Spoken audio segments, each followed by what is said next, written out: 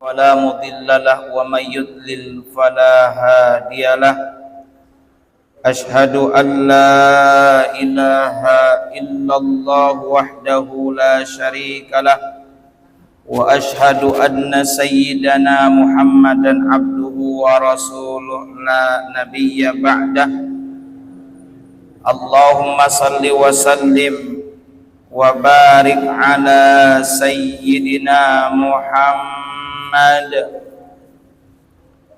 وعلى آله وصحبه أجمعين أما بعد سبحانك لا علم لنا إلا ما علمتنا إنك أنت العليم الحكيم رب اشرح لي صدري ويسر لي أمري واحلل عقدة من لساني يفقهوا قولي رب زدني علما وارزقني فهما برحمتك يا arhamar rahimin. Yang kami muliakan asatidzah, para hujjaj, para sepuh, bini sepuh, para bapak, para ibu, saudara sekalian, jamaah Masjid Asy-Syifa Rumah Sakit PMI Bogor yang mudah-mudahan senantiasa ada dalam rahmat dan ridha Allah Ta'ala. Teriring doa semoga para bapak, para ibu, hadirin sekalian dalam keadaan sehat walafiat, sehat lahir dan batin. Puji dan syukur mari sama-sama kita panjatkan kehadirat Allah Azza wa Jalla yang senantiasa menganugerahkan segala karunia nikmatnya kepada kita. Utamanya adalah nikmat iman, nikmat Islam, nikmat sehat walafiat, juga tidak lupa pula tentunya adalah nikmat waktu luang. Alhamdulillah. Salawat beriring salamnya semoga senantiasa tercurahkan kepada Rasulullah Muhammad sallallahu alaihi wasallam, juga teruntuk keluarga beliau, para sahabat beliau, para tabi'in, tabi'ut tabi'in, atba'ut tabi'in, hingga kita sekalian yang sedang diajar taat akan syariat dan menghidupkan sunnah-sunnahnya. Semoga kelak mendapatkan syafaatul uzma dari beliau di yaumil akhir nanti. Amin ya Allah ya Rabbal alamin. Mengawali kajian Rabu ba'da zuhur pada kesempatan Rabu kedua ini, mari kita awali dengan membaca suratul Fatihah. Semoga dengan keberkahan suratul Fatihah ini, pertama kita mohonkan kepada Allah dengan keberkahan suratul Fatihah ini, yang sakit di antara kita, karib kerabat kita, terutama yang sedang dirawat di rumah sakit ini, semoga diberikan kesembuhan dengan segera dan tentunya diberikan kesabaran, ketabahan. Kita semua yang masih diberikan nikmat sehat, semoga dimampukan oleh Allah untuk menggunakan seluruh nikmat sehat ini dalam rangka taat kepada Allah Ta'ala.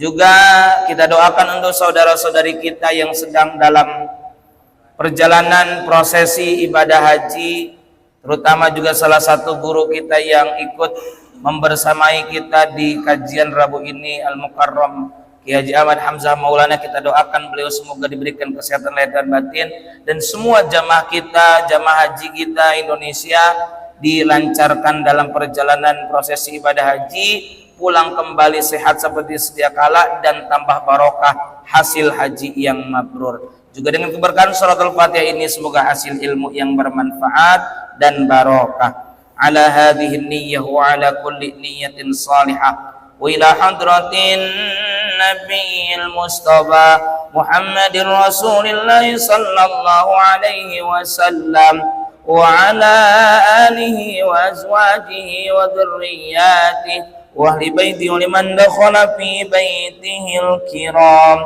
Syai'un lillahi lahumul Fatihah. A'udzu billahi minasy syaithanir rajim. Bismillahirrahmanirrahim. Alhamdulillahi rabbil alamin. Ar-Rahmanir Rahim. Maliki yaumiddin. Iyyaka na'budu wa iyyaka nasta'in. ihdinas siratal mustaqim siratal ladzina an'amta 'alaihim ghairil maghdubi 'alaihim waladdallin rabbighfirli wa liwalidayya amin. Para bapak jamaah sekalian rahimakumullah, rutinan di Rabu kedua pada kesempatan siang ini kita akan melanjutkan pembahasan kitab hadis Arba'in lil Imam An-Nawawi rahimahullahu taala. Imam An-Nawawi Ad-Dimashqi, yakni Al-Imam Al-Alim Al-Allamah Abu Zakaria Muhyiddin Yahya bin Syaraf bin Murid bin Hasan bin Husain bin Muhammad bin Jama'ah bin Hizam An-Nawawi Ad-Dimashqi. Masuk pada kesempatan siang ini ke hadis nomor 28. Kita beri judul dengan judul berpegang teguh kepada sunnah. Bismillahirrahmanirrahim. An Abi Najih, diriwayatkan dari Abu Najih, nama aslinya Al-Irbad, yakni namanya Irbad ibni Sariyah. Nama aslinya berarti Irbad bin Sariyah, panggilannya Abu Najih. Abu Najih atau Ibnu Sariyah As-Salami ini adalah salah seorang sahabat Nabi yang berasal dari kalangan Suffah, dan beliau juga menjadi salah satu asbab turunnya firman Allah ayat 93 surah At-Taubah. Dan beliau ini tinggal di Syam, wafatnya tahun 70 Hijriah. Ini sekilas tentang perawi, yakni Abu Najih Al-Irbad bin Sariyah radhiyallahu anhu. Semoga Allah meridhai kepada ini Abu Najih. Qala ini Abu Najih berkata, kami telah memberi mau'idhah, telah memberi pelajaran atau nasihat kepada kami. Siapa? Rasulullah sallallahu alaihi wasallam. Singkatnya kata Abu Najih, Rasul pernah memberikan satu nasihat, satu pelajaran kepada kami, mau'idhatan, halnya satu nasihat, halnya satu pelajaran, wajilat minhal qulubu, yang membuat hati wajilat, bergetar karena takut. Jadi beliau itu, Kanjeng Nabi itu satu waktu menyampaikan satu pelajaran kepada Abu Najih dalam kondisi nampaknya itu Nabi dengan hati gemetar. Berarti menunjukkan keseriusan dan menunjukkan satu hal yang sangat penting. Wa daripat minhal uyunu, dan bercucuran, menetes, minha darinya itu al uyunu, mata. Artinya sambil menyampaikan pelajaran atau satu nasihat, mata beliau mencucurkan air mata. Ini deskripsi tentang gambaran beliau saat menyampaikan nasihat. Berarti Nabi itu kala itu beliau menyampaikan dengan hati yang bergetar, mata yang meneteskan, mencucurkan air mata.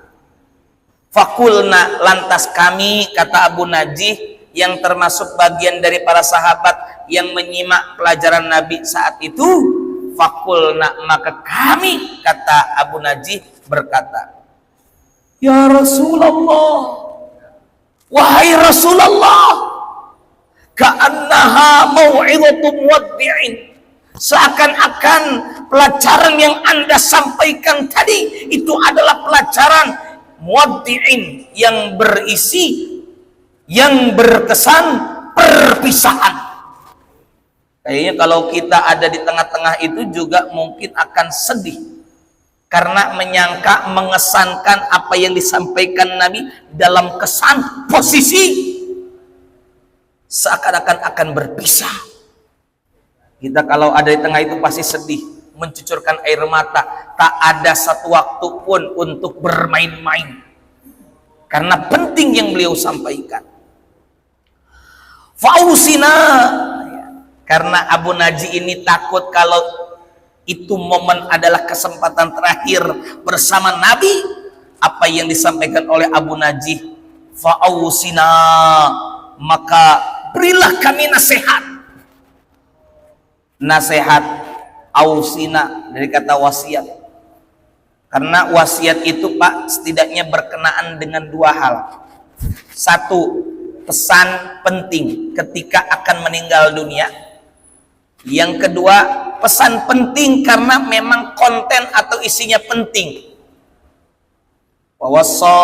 Ya, ada Yakub menyampaikan pesan ya kepada anaknya. Wawassa apa? Yang surah Al-Baqarah itu wawassa, saya lupa itu. Itu surah di dalam Al-Baqarah, masih juz pertama. Ya. Mana saya jadi pengen tahu. Ya. Nasihat, wasiat itu memang karena dua hal. Bahkan sebelum ada warisan, yang kali pertama yang lebih dulu itu adalah ayat tentang wasiat. Namun setelah ayat warisan turun, maka wasiat hanya boleh diberikan kepada orang yang bukan bagian dari ahli waris dan jumlahnya pun tidak lebih dari sepertiga. Oh ini am kuntum syuhada id hadar yaqubal maut id qala li bani ma ta'budu min ba'di. Ini juga wasiat nasihat. Jadi wasiat itu biasanya berkenaan dengan dua hal. Satu, yang menyampaikan wasiat akan meninggal dunia. Yang kedua, bahwa isi wasiat itu adalah sangat penting. Ini pun yang harus kita minta kepada orang-orang alim, orang-orang saleh. Minta dua hal. Satu, nasihat. Dua, mohon didoakan. Beda dengan anak zaman sekarang ketemu dengan ustadz seleb yang ada minta foto. Gitu ya. Nah, setelah Abu Naji minta agar diberikan nasihat, qala. Apa jawab Nabi? Usikum bitaqwallahi azza wa jalla. Ini pesan yang disampaikan oleh baginda Rasul kepada Abu Naji dan para sahabat yang hadir kala itu. Secara tidak langsung, hei Abu Naji, usikum, aku berwasiat kepada kamu bitaqwallahi azza wa jalla, untuk bertakwa kepada Allah azza wa jalla.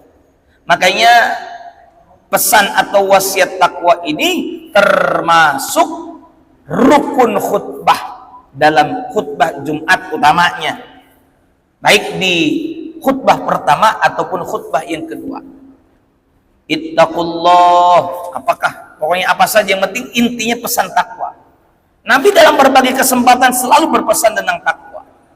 Makanya kita diingatkan dengan Allah yarham al-maghfurlah Kiai Haji Zainuddin MZ, beliau selalu menutup ceramah beliau dengan pesan yang seperti disampaikan oleh Nabi.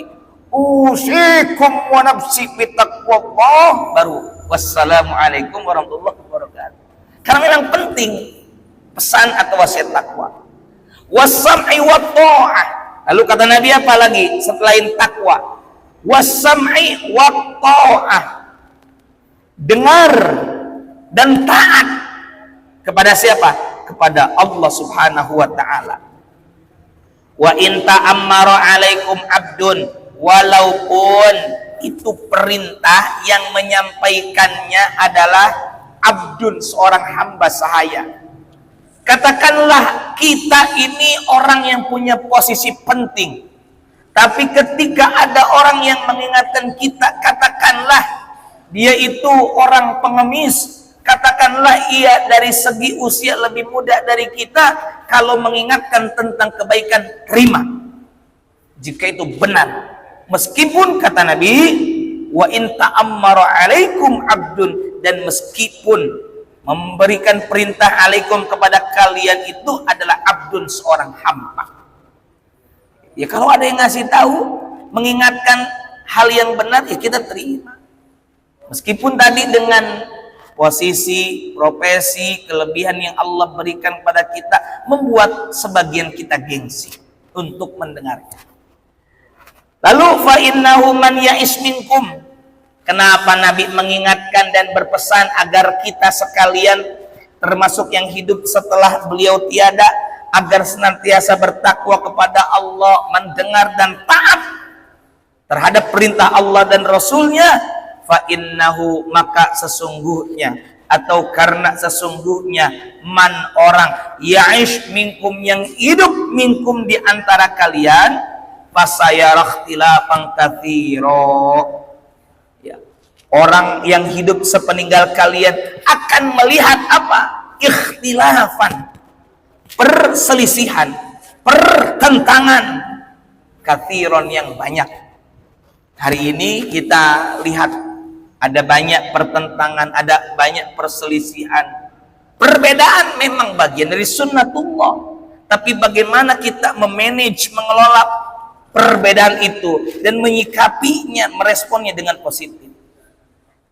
Ada perbedaan tapi tidak perlu dipertajam. Cari titik persamaan yang bisa dikompromikan dengan baik.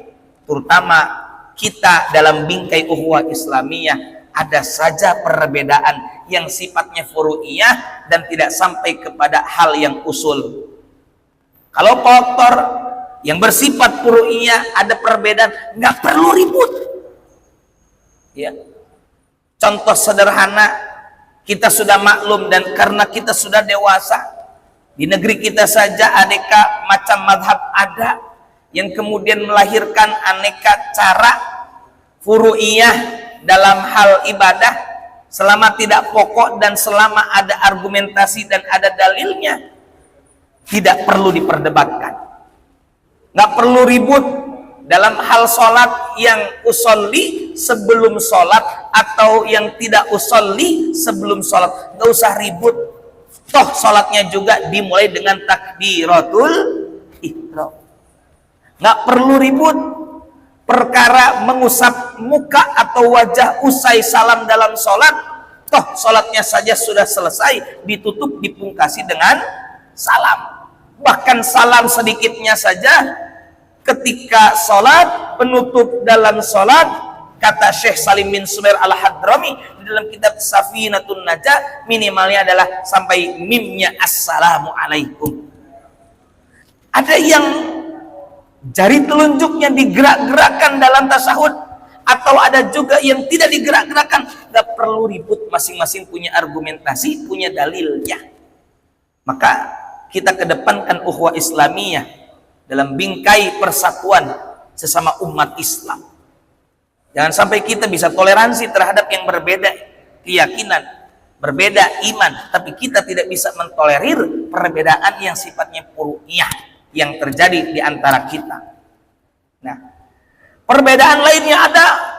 Sampai hari ini perbedaan politik ada.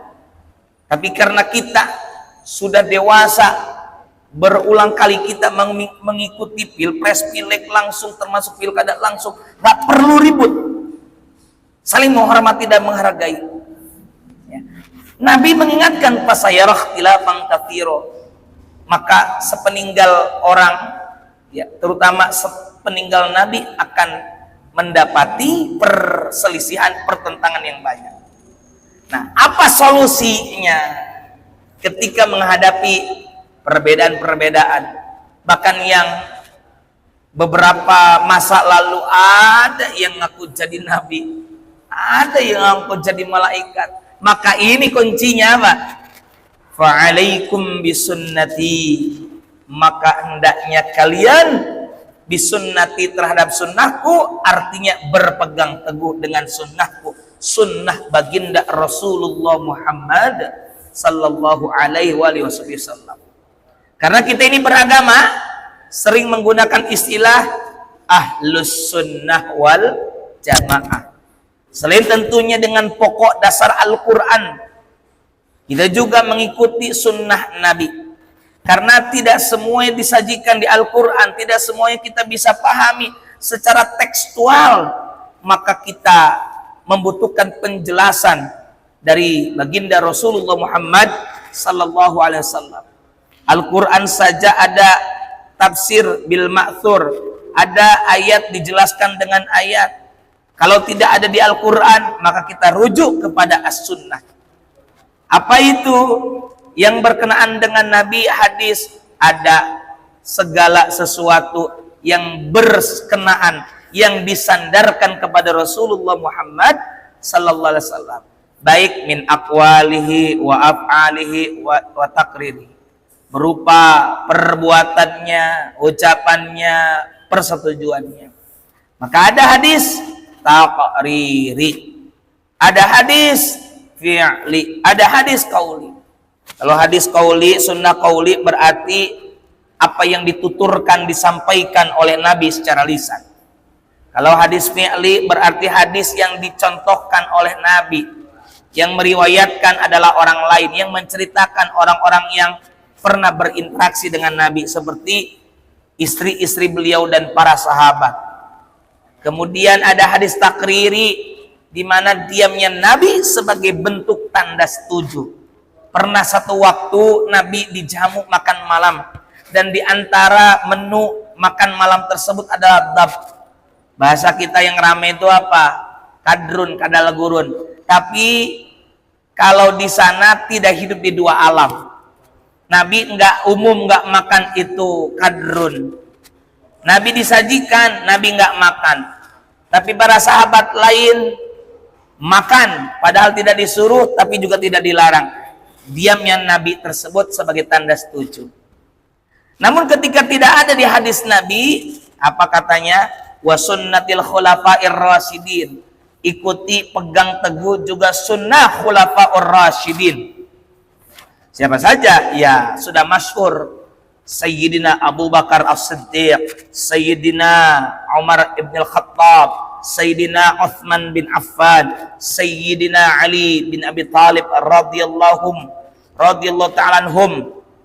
Semoga Allah meridai beliau-beliau 4 sahabat tersebut. Ya, al-mahdiyina, yang mendapat petunjuk sesudah. Abdu 'alaiha bin nawajid, maka gigitlah.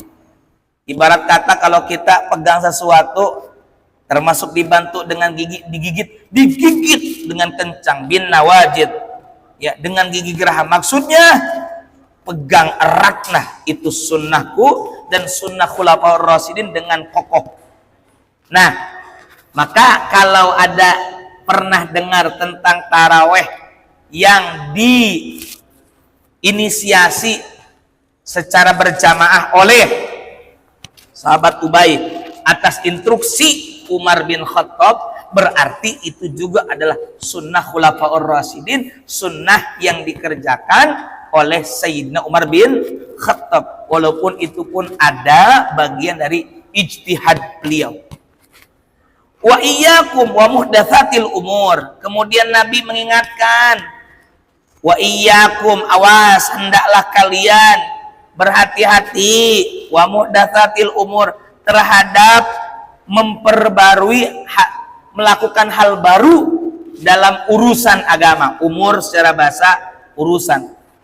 Tapi yang dimaksud di sini urusan agama. Fa inna kulla bid'atin, karena sesungguhnya setiap bid'ah, hal yang baru, dhalalatun, adalah sesat. Rawahu Abu Daud wa Tirmidzi wa qala haditsun hasan sahih.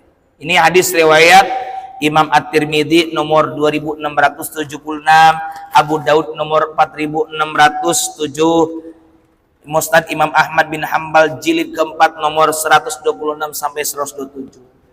Nah, di sini kita catatannya diingatkan untuk senantiasa taat kepada Allah dan Rasulnya. Ada beberapa ayat yang kami sajikan, contoh surah An-Nur ayat 54. Bismillahirrahmanirrahim. Qul ati'ullaha ati'ur rasul fa in tawallaw fa innama alaihi. Qul ati'ullah, katakanlah wahai Muhammad, ati'ullah, taatlah kamu sekalian pada Allah.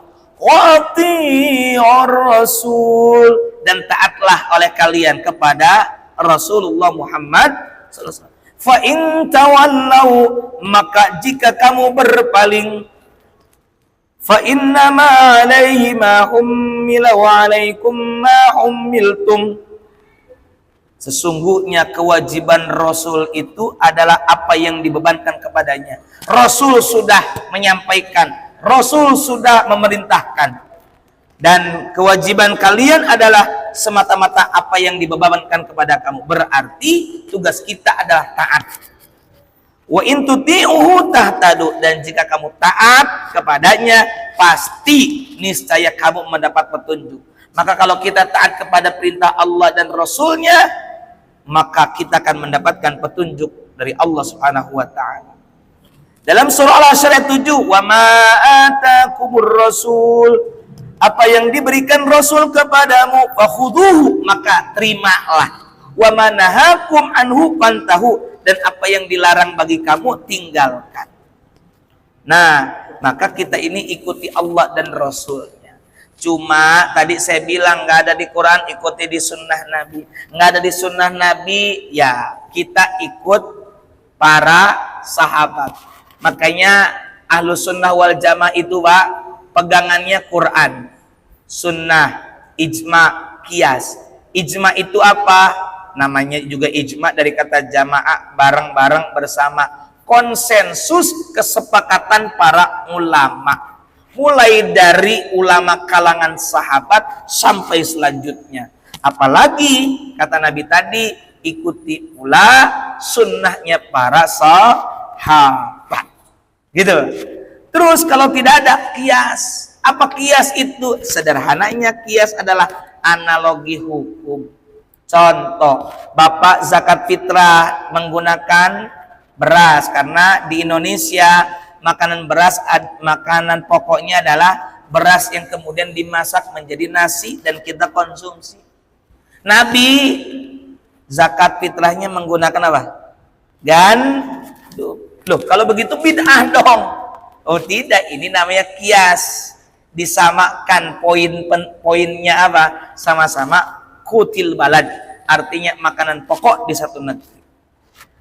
Nah, kemudian Nabi mengingatkan hati-hati juga jangan sampai kepada perkara bid'ah. Nah, bid'ah ini apa sih Pak? Ini sering menjadi satu pembicaraan yang memunculkan perdebatan. Kita lihat apa kata Imam An-Nawawi di dalam kitab Tahdzibil Asma' wal Lughat. Al-bid'atu fi syar'i hiya ihdatsu ma lam yakun fi ahdi Rasulillah sallallahu alaihi wasallam. Ini Imam Nawawi yang menyusun kitab hadis arba'in yang sedang kita bahas. Beliau juga yang menyusun syarah Sahih Muslim, penjelasan kitab Sahih Muslim. Beliau mengatakan bid'ah dalam agama adalah memperbarui sesuatu yang tidak ada di zaman Nabi. Di zaman Nabi belum pernah ada hal tersebut, tapi di zaman selanjutnya ada. Itu bid'ah. Cuma kata Imam An-Nawawi, ini Imam An-Nawawi bukan Gustaki, bukan. Ini ulama salaf. Apa kata beliau? Wahiyya munqasimatun, dan itu bid'ah terbagi menjadi dua. Ila hasanah, yakni bid'ah hasanah, wa qabihatin, dan bid'ah qabihah yang jelek. Bahkan Al-Imam Ibnu Hajar Al-Asqalani, beliau ini sering disebut Al-Hafidh, padahal beliau gelarnya Hujjatul Islam, nyampe 300.000 hadis, hafal isi matan dan sanadnya jelas. Bukan kayak sekarang baru hafal hadis itu doang, udah berani nanya ini doib atau enggak. Ya, ini Imam Ibnu Hajar Al-Asqalani mengutip pendapat Imam Asy-Syafi'i, bahwa Imam Asy-Syafi'i rahimahullah ta'ala berkata, al-muhdatsatu minal umuri darbani. Imam Ibnu Hajar Al-Asqalani mengutip pendapat Al-Imam Asy-Syafi'i rahimahullah ta'ala, al-muhdatsatu minal umuri darbani. Sesuatu yang baru itu ada dua macam. Bid'ah itu ada dua macam, kata Imam Asy-Syafi'i. Ahaduhuma, satu adalah ma'uhditsa, sesuatu yang baru, mimma yukhalifu kitaban au sunnatan au atharan au ijma'an, yakni sesuatu yang bertentangan dengan Al-Quran, hadis, athar, atau ijma' kesepakatan ulama. fahadhil bid'atud dhalalah, maka ini adalah bid'ah dhalalah, hal baru yang sesat. Inilah yang hadis sedang kita bahas tadi. Ya, kullu dhalatin finnar itu. Kullu bid'atin dhalalah itu baru hadisnya.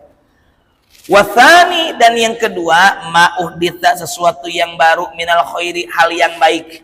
La khilafa, yang tidak bertentangan, fihi liwahidin, tidak bertentangan dengan salah satu dari Al-Quran, apakah as-sunnah, apakah asar, ijma, tidak bertentangan pokoknya. Wahadhi muhdatsatun ghairu madmumah, maka ini tidak tercela. Gitu. Makanya di zaman Nabi pengajian majelis ilmu saja. Nggak ada istilah kajian Rabu siang. Nggak ada istilahnya kuliah subuh, nggak ada. Ngaji yang ngaji saja. Itu saja bagian dari hal yang baru. Tapi hal baru pun adalah sesuatu yang tidak bertentangan dengan syariat. Nah, mudah-mudahan kita bisa mengamalkan Al-Quran As-Sunnah dan pegang teguh dengan sunnah, dan tentunya ikut selalu, nyantol selalu, nangkel kepada para ulama, biar kita selamat dunia dan akhirat. Amin ya Allah ya Rabbal alamin. Rabbana anfa'na bima 'allamtana, Rabbi 'allimna alladhi yanfa'una, Rabbi faqihna wa faqih ahlana wa qarabatil lana fi dinina ma'alil qutbi wa dzakar wa hasbunallahu wa ni'mal wakil wa la haula wa la quwwata illa billahil aliyyil azim. Wa sallallahu ala sayyidina Muhammad wa ala alihi wasallam. Alhamdulillahi rabbil alamin. Wallahul muwaffiq ila aqwamit thariq. Assalamualaikum warahmatullahi wabarakatuh.